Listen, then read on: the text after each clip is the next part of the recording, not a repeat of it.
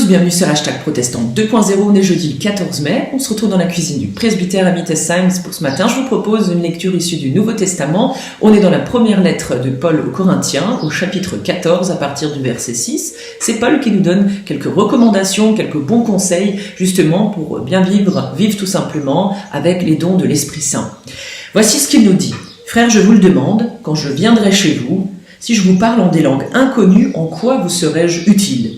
À rien, à moins que je ne vous communique une révélation, une connaissance, un message divin ou encore un enseignement. Prenons l'exemple d'instruments de musique comme la harpe ou la flûte.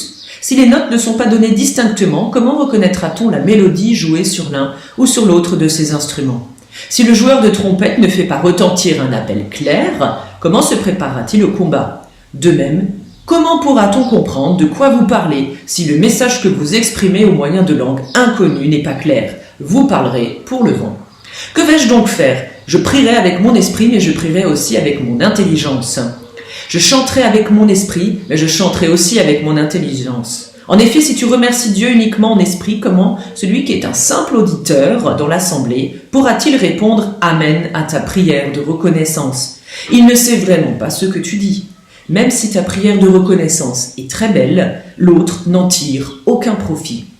Devant l'Église assemblée, je préfère dire 5 mots compréhensibles afin d'instruire les autres plutôt que de prononcer des milliers de mots en langue inconnue. Voilà, il est question de glossolalie. La glossolalie, c'est l'appréciation de manifestations justement spirituelles qu'on dit être très spectaculaires.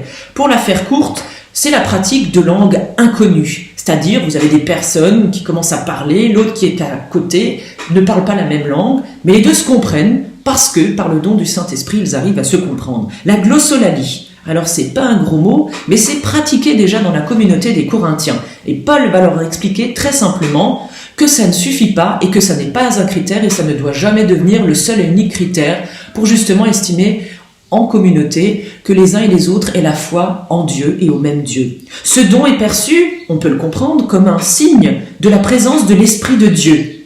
Il aide à s'approcher de Dieu dans la prière. Mais voilà, les Corinthiens sont soumis à un risque très grand et Paul va leur dire « Attention, ça ne doit pas devenir le critère pour juger de la foi des autres, ou que l'émotion qui s'en dégage, submerge tout le reste et l'emporte sur la compréhension intelligente et intelligible de la foi. » Paul invite tout simplement à privilégier des dons qui font progresser l'Église des croyants et qui peuvent aider aussi les non-croyants justement à découvrir Dieu, ainsi à ne pas se dresser les uns contre les autres, mais à accueillir et à rester toujours accueillants et ouverts les uns avec les autres. Alors voici justement une petite histoire. C'est l'histoire d'un homme qui était très occupé à bâtir sa maison, sa propre maison. Il la voulait la plus jolie, il la voulait la plus chaude, la plus confortable de tout l'univers, la plus accueillante pour tout le monde dans tout l'univers, et surtout il avait tout préparé afin que tout le monde puisse s'y sentir bien.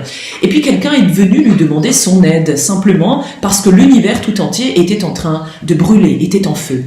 Mais celui qui s'intéressait uniquement à sa maison, lui a dit non, moi je m'intéresse à ma maison, mais pas à l'univers. Quand finalement il eut terminé sa maison, il ne trouva plus de planète pour l'y installer. Prions avec les mots de ses collègues, Monique Giselbrecht à Reichshofen, qui nous propose de dire à Dieu ce matin « Vers toi Seigneur, j'ai besoin de me tourner. En moi, tu sais, je suis partagée. Voilà cette nouvelle étape du déconfinement a commencé. Elle était si longtemps espérée. Laisse dans mon cœur des sentiments particuliers, une grande joie tout d'abord à l'idée de retrouver. Il est vrai un peu de liberté, mais aussi bien incrusté, cette profonde inquiétude devant tant de vies fragilisées. Ô Seigneur, toi qui en Jésus-Christ es toujours à nos côtés, montre-nous le chemin dans cette immense parcelle à défricher, pour que nous puissions jeter des graines d'une nouvelle solidarité, ôter les ronces de haine envers celui qui est autre ou étranger, semer sans compter une vraie fraternité. Oui, nous saurons être à l'écoute de celui qui est désespéré. Notre désir, Seigneur, est sincère. C'est autrement que nous aimerions continuer. Sois notre appui, que ton esprit en chacun de nous soit renouvelé, un esprit de force, de confiance, de créativité. Ne permets pas que nous ne laissions décourager en toutes circonstances. Seigneur, dépose dans nos vies ta sérénité. Notre espérance est en toi. Ô Père, agis dans nos cœurs et aide-nous à composer une mélodie nouvelle, nourrie de la réalité vécue ces semaines passées. portés vers cet avenir encore inexploré. Libère, Seigneur, tout ce qui en nous est encore noué, afin qu'en chacune de nos journées, la mélodie de l'action de grâce vers toi puisse monter et témoigner ainsi de ton soutien, de ta fidélité. Même dans les moments difficiles, Seigneur, jamais tu ne nous as abandonnés. Et sur cette route dont nous ne savons pas où elle va nous mener, laisse-nous entonner, où que nous soyons, un refrain rythmé, apaisé et débordant de confiance. Car toi, le vivant, le ressuscité, instant après instant, tu continueras à nous porter, à éclairer notre quotidien de ton amour au travers de ceux qu'il nous sera donné de rencontrer. Amen. Très belle journée à tous. Pour la paix et la grâce de Dieu, rendez-vous demain matin pour la prière du petit-déj et ce dimanche à 11h, bien évidemment, pour la vidéo proposée par un de nos collègues de notre union d'église. À demain.